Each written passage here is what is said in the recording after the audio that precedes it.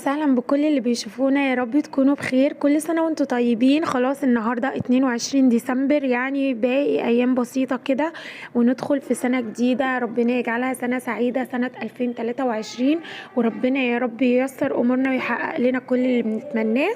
معاكم شيماء. لو لسه اول مرة بتشوفوني اتمنى ان انتوا تنزلوا تشتركوا في القناة. وهنا كنت بعمل معاكم كده فطار خفيف، كنت بعمل سندوتش مربى فراولة، وكنت بحضر القهوة، والتفاح ده مقطعاه لابني.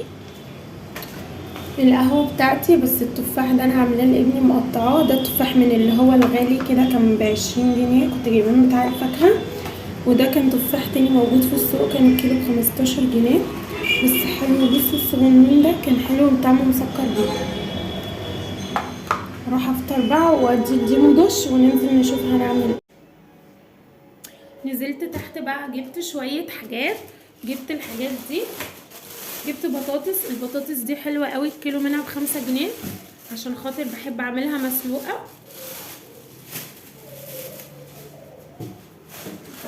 وجبت البيض ده ب10 جنيه، 4 بيضات.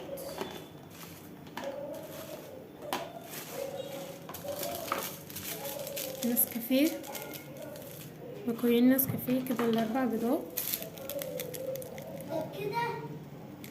النسكافيه ده الباكو ب2 جنيه، بشيله مع النسكافيه كده. حتى هنا كابتشينو بشيله كده. لطيف، بس لونه كتير، خلي الشعر كله احمر. تمام، بس الشعر ده البني. كمل ده بالاحمر. ده البني الشعر. لا، ما هو البني ده غير ده. جبت معطر فريدة، ده اول مرة اجيبه، بس بصراحة بسمع عنه 27.5، ارخص من بره عشان بيتباع في اماكن ب30 جنيه، بس بصراحة حلوة قوي. ده بالعود، لسه اول مرة اجربه، لسه بالورقة بتاعته. 460 ملي، فحجمه حلو قوي. تمام. جبت كمان الفرشة دي عشان تنظيف الشباك، حلوة، بتنظف اي حاجة، تنظف الاتربة والشباك وكده. ودي عاملة 12 جنيه ونص زي ما انتم شايفين.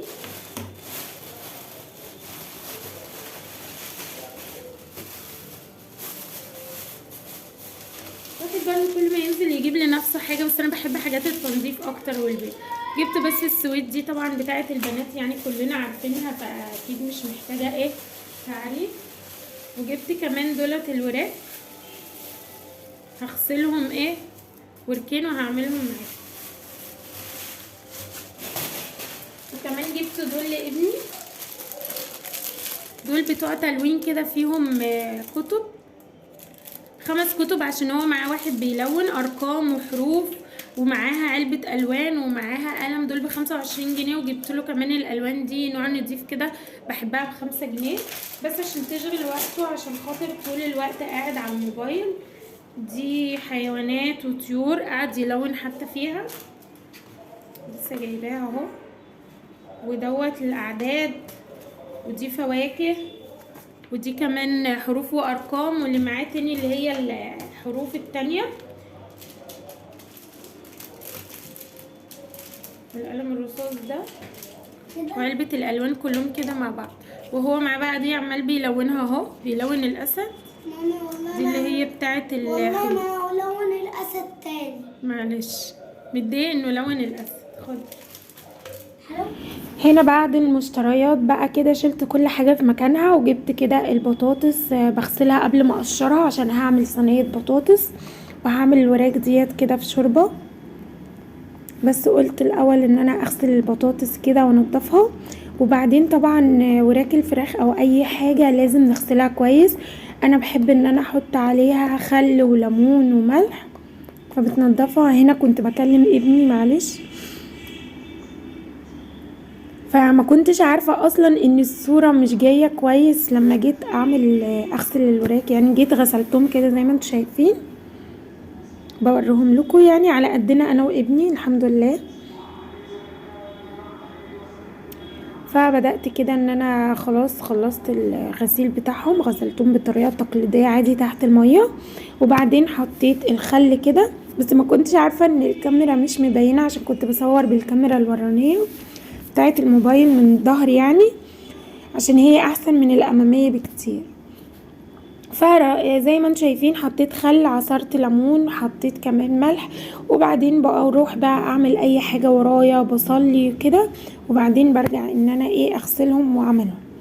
هنا بدأت كده قطعت بصل وفلفل شرايح، وكمان قطعت جزر مع البطاطس، وحطيت الصينيه كده اعملها على النار، صينيه بطاطس، وحطيت كمان معاها الصلصه وسقيتها، وكنت حاطه لها كل البهارات بتاعتها.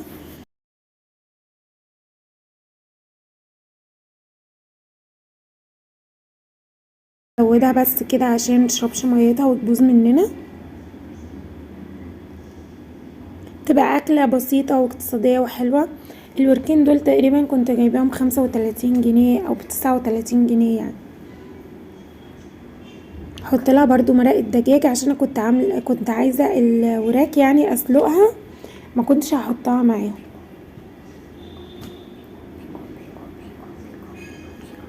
بس كده وخلاص صينيه البطاطس، وخلاص بقى قلت ان انا احطها بعد ما احط لها رشه زيت. فروحت كده اقعد مع نفسي شويه على ما الاكل يستوي براحته. حطيت كده المج بتاعي على الصينيه دي، كانت بتاعت تسالي كده، اطباق صغيره، بس هي حلوه الصينيه دي، مثلا بقدم عليها حاجه او باكل عليها يعني واحنا قاعدين كده، تبقى شيك كده وحلوه. المج بقى، وحطيت الورده دي كانت بتاعت ابني، قلت له هاخدها منك بقى عشان اصور بيها. وبعدين دخلت ان انا اعمل نسكافيه. بس انا لما بجيب النسكافيه البلاك بجيب البرطمان بعمل بيه اللي هي الرغوه الجاهزه، عشان ما افضلش اقلب. انا كنت عملت الرغوه دي كده بالمعلقه، شويه سكر مع النسكافيه، وكمان شويه ميه كده، معلقه او معلقتين ميه، وبنقلبهم. وهنا كنت بزود لبن مع الميه، بس مش بحب بصراحه اللبن كتير، حتى لما بشربه بره مش ببقى عايزاه بلبن كتير، بطلب ان هما يخففوه يعني. قلت كده اقعد مع نفسي شوية ارتاح، وبعدين اكمل كل اللي ورايا. حطيت شمعة كمان بحبها بريحة الفانيليا والوردة، وبس كده. بصوا بقى، قعدت كده مع نفسي وهقرا الكتاب بتاعي قهوة صباحية مع النفس، نزلته معاكم في الفيديو اللي فات. ومعطر فريدة بقى بخيت منه يعني، قلت عطر كده الدنيا. كنت منضفة الشقة طبعا وكانت مترتبة، فبصراحة معطر فريدة طلع حلو قوي بجد، اللي بالعود ده حلو قوي بجد، ريحته حلوة وثابت جدا، فجربوه. قلت لكم هنا انا هقعد مع نفسي شويه اشرب النسكافيه، وكنت بسلم عليكم وبقول لكم يا رب تكونوا بخير. واسفه على الغيبه بقى اللي انا غبتها، وقلت اطفي النور كده واشوف الجو، بس هقعد مع نفسي طبعا وانا مش بصور بقى الفقره دي. هقعد اسمع التلفزيون شويه عشان متابعه كده كام مسلسل هندي على تركي، فهقعد كده مع نفسي مع الشمعة واقرا شويه في الكتاب واشوف المسلسل. زي ما انتم شايفين كده خلاص خلصت الاكل. دي الشوربه البطاطس بالجزر، طعمها حلو وشكلها قمر كده زي ما انتم شايفين. الرز كان عندي رز بشعريه، وعملت الوراك ديت سلقتها وحمرتها، قلت يبقى اكل خفيف. والبطاطس هو زي ما انتم شايفين، زي ما انتم شايفين كده، ده الاكل بتاعنا. نروح ناكل بقى، وانا كنت طبعا غاسله ومنشره، بس ما وريتكوش خالص كل الحاجات دي. وبعد كده على طول دخلت على السرير اعمله. الملاية اللي انا حطاها دي عشان مش عندي كفر للمرتبة، فحطيت الملاية دي من تحت، وحطيت بقى طقم السرير ده من فوق، ورتبته طبعا بدخله تحت المرتبة عشان ما يتبهدلش. وحطيت طبعا معطر فريدة. انا دخلت اوضه النوم لما جينا ننام كان المكان متعطر وحلو قوي، والبطانية كانت الريحة ثابتة فيها، فبجد بجد يعني جربوه، ان شاء الله هجرب منه روايح تانية. خلاص بقى كنت هديت كده بعد الغدا، وقمت عملت السرير، غيرت الملاية ورتبت السرير، وقمت عملت كوباية شاي كده خفيفة. اسفة لو في اي صوت جنبي عشان ابني قاعد جنبي بيلعب على الموبايل. فعملت كوباية شاي كده،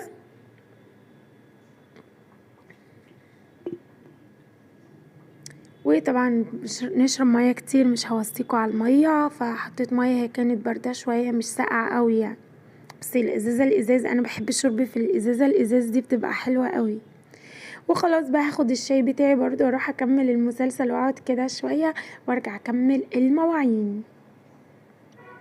طبعا بعد ما ارتحنا ندخل على الكارثة الكبرى، المواعين. طبعا انا بحب المواعين جدا، وما تستغربوش بقول لكم على الحليب ده حلو قوي، حليب المراعي انا بجيبه حلو، كان من 23 دلوقتي ب27. بس حاليا الفترة دي بوصي على لبن كده حلو، اللبن اللي هو الجاموسي ده بيبقى تقيل وحلو، بجيب الازازة لتر ونص ب25 جنيه. هنا بقى دخلت اغسل المواعين، فكنت بقول لكم ان انا بحب فقرة غسيل المواعين قوي، حتى في الروتينات اللي بسمعها بحب اشوف غسيل المواعين. ودي من الحاجات الممتعة بالنسبة لي، ان انا الاقي المطبخ نضيف والدنيا زي الفل والمواعين كل حاجة كده في مكانها ونضيفة. ببدأ اغسل الكوبايات المعالق، فالافضل ان احنا نغسل اول باول.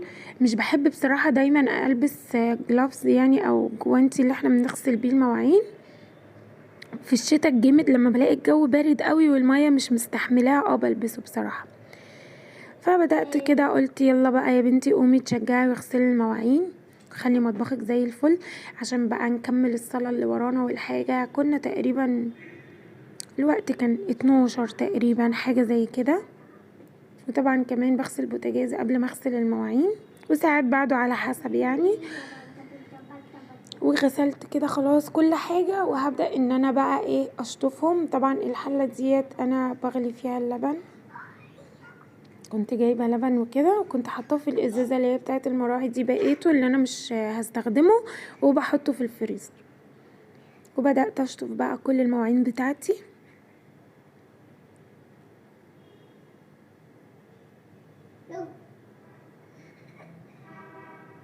بس في اليوم ده الجو كان برد وكانت الدنيا بتمطر يعني.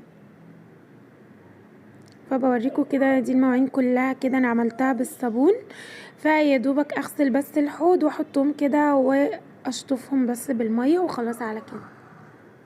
بستخدم اللي هو فيبا ده حلو قوي الفتره دي. بقى جبت اللي هو بالبلسم، اول مره اجربه بجد جميل قوي كده وبينعم الايدين.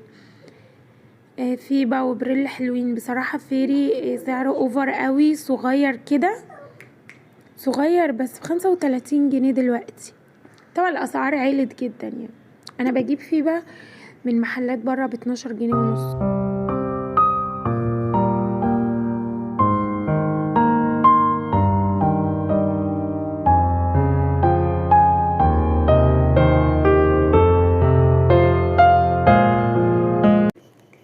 خلصت الحوض الحمد لله كده زي ما انتم شايفين. وهنا تبلت البانيه ده كده عشان اعمله ان شاء الله بكره. فحطيت له لبن، بهارات بقى كركم وكاري وبهارات فراخ، وكمان فلفل اسود وملح، وبسيبه كده ان شاء الله يعني منقوع لتاني يوم، بسيبه في الخلطة يعني. وبعد كده بقى تاني يوم بحط معاه البيضة وبقلب كله في بعضه، وطبعا بصل مفروم كمان زي ما انتم شايفين المواعين كده. وهنا خلاص كنا دخلنا ننام، كان الوقت متأخر. وهنا ابني ربنا يحفظه يا رب كان نام. طبعا ده بينام معانا العسل ده عينه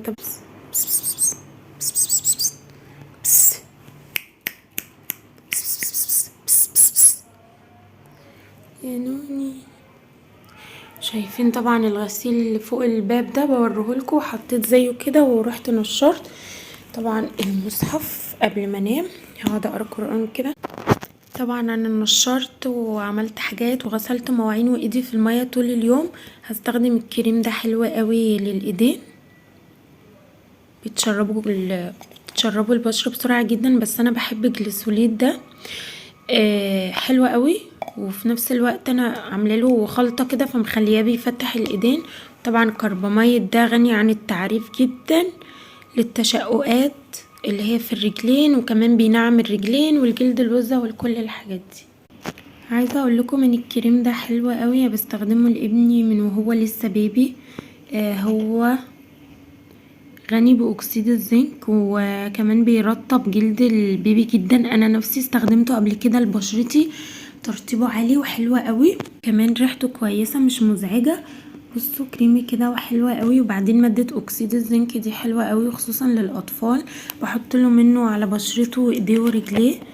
وكنت بستخدم كمان الشاور بتاعهم، فهو حلو قوي بصراحة، جربوه بجد مش هو سعره 20 جنيه، كنت بجيبه الاول ب15 جنيه، بس بجد جربوه مش هتندموا، بينعم البيبي جدا، وطبعا عشان الشتا حتى الطفل بيحتاج ترطيب. بعد كده هبتدي بسم الله الرحمن الرحيم القرآن. ابتدي وبقرا سورة البقرة يوميا. بس كان بقالي يومين كده ما قريتهاش، مش بتاخد وقت خالص، بنشوف معجزات ربنا بيحقق لنا منها حاجات حلوة قوي، فبجد لازم تقروها حتى لو مرة في الاسبوع، حتى لو 3 ايام في الاسبوع، حاولي تسمعيها بجد ليها فضل عظيم.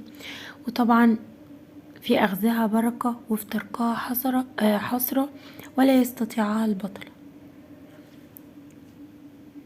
اقروا يوميا، حاولوا تداوموا على قراءة سورة البقرة. انا بيجي عليا وقت بقراها يوميا ما بقطعهاش. واقول لكم كده تصبحوا على الف خير، وشكرا ان انتوا كنتوا موجودين معايا. اشوفكم على خير في فيديو جديد.